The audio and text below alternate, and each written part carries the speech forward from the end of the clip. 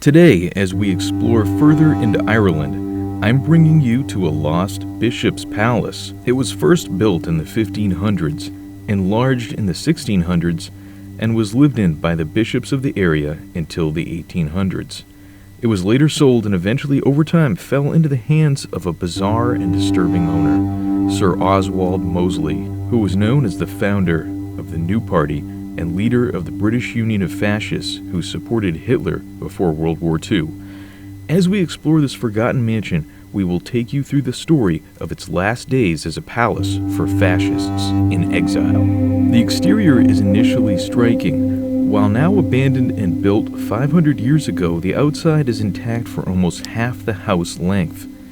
Vines and overgrowth cover the other half like a living roof in areas. The building has a vaguely unwelcoming quality due to the dark overgrowth.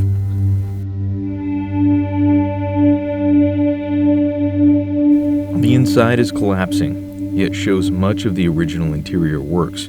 You would not know today that this was a palace or had a weird history.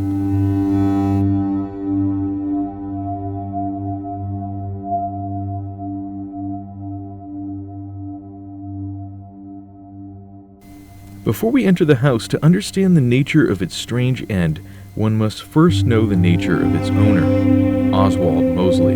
He was the Baronet of Ancoats in the UK and later became a Member of Parliament. At one point, he was considered as a possible choice for the Labour Prime Minister. Originally a Tory, he later lost his MP seat and then merged his own new party with the British Union of Fascists in 1932. He had gone abroad to study Mussolini and fascism in Europe and saw the power of joining forces as one entity under their new symbol, which was a blue circle with white lightning bolt through it on a field of red. With 50,000 followers, he was known for his magnetic oratory and speeches, which were authoritarian and nationalist.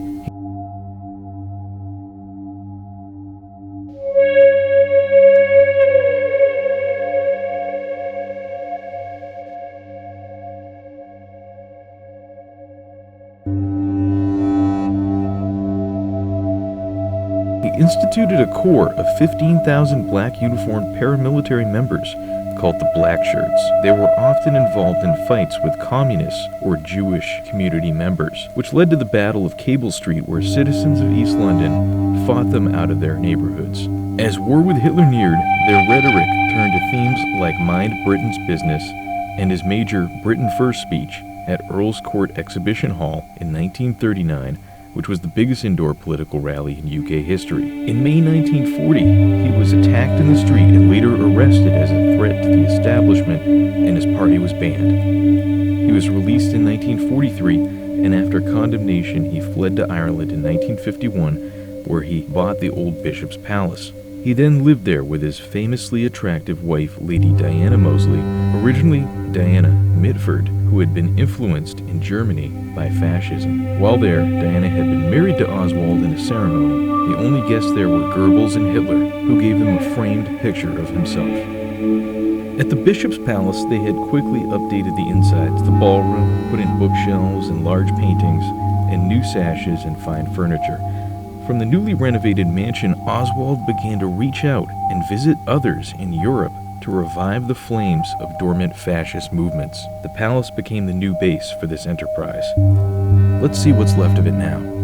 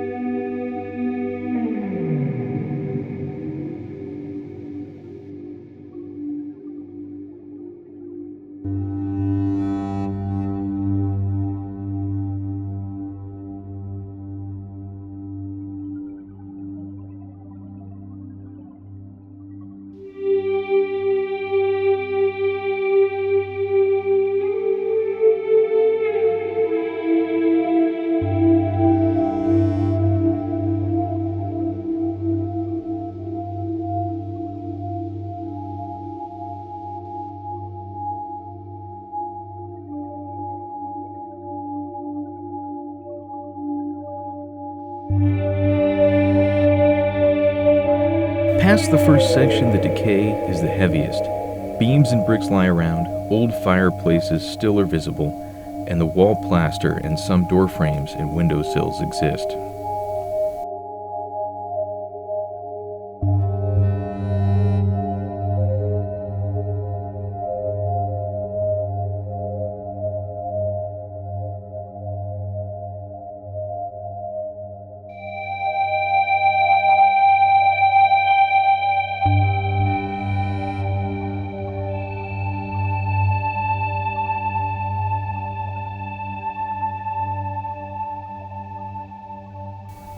Arches, half-buried doorways, it's a maze of an old Tudor building skeleton.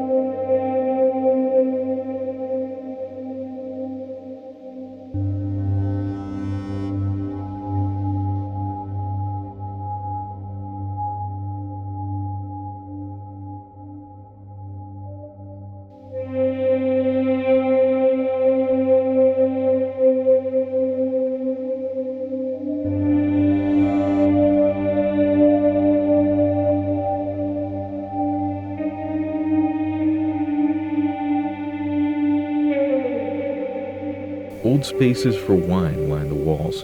This one section is quite untouched, like the first half of the house. The reason for this is tied to the last days of the palace. While Oswald was under secret surveillance by the British and Irish, who were unaware of his full actions, one night in December 1954, while Diana was away, a pony in the nearby stables alerted those inside the house that it was on fire. After an hour-and-a-half blaze, as Oswald and his staff watched from the lawn, half the house was burned away. The half you see untouched is that half left unburned by the flames, as firemen had been able to cut the roof in half to prevent the spread. The cause was apparently accidental, but never found out for certain. They quickly moved back to Paris. Oswald ended up living until an old age with Diana. He remained a polarizing figure while running for office on anti-immigration platforms that included forced deportations.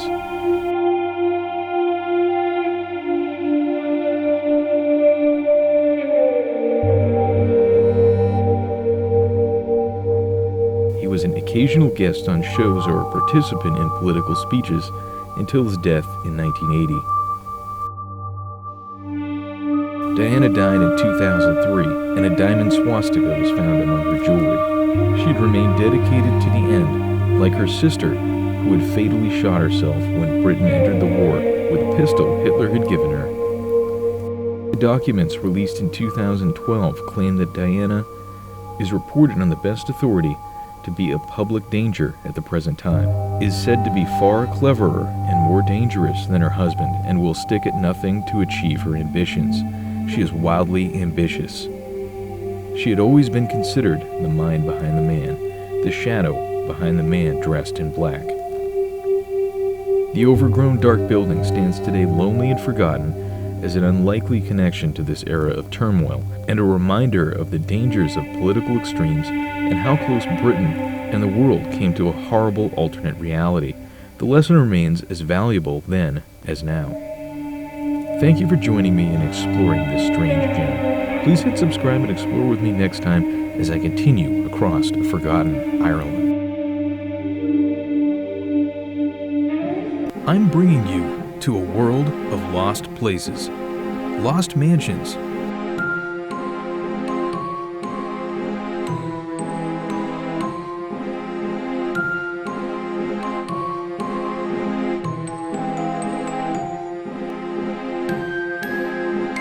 mental asylums,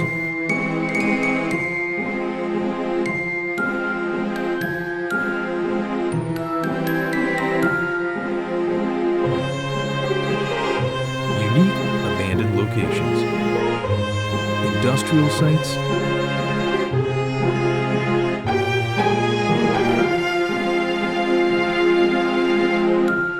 and more. Subscribe and explore with me today at youtube.com/desertify Urbex.